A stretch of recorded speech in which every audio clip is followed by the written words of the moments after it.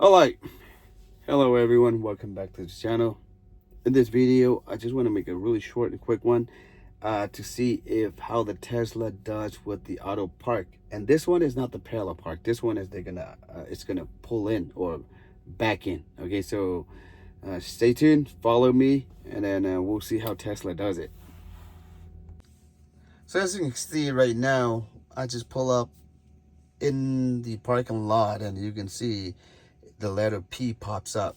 And I think as I move forward, it will change because it will either the P on the left or the right pops up. So let's move up a little bit more and see if it makes the change. And see the camera now is on the right hand side. So I'm gonna try to hit this one right here and see, and then we're gonna go for the auto park. All right, so it's actually reversing in.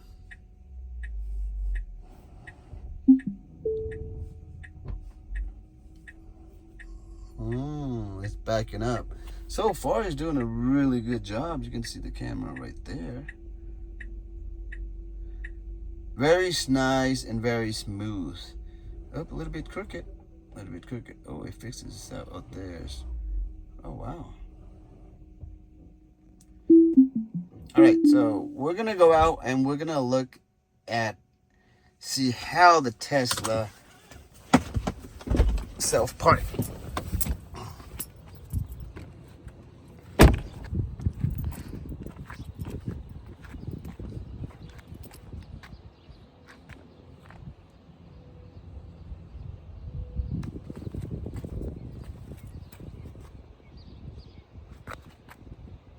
I would say that's pretty good.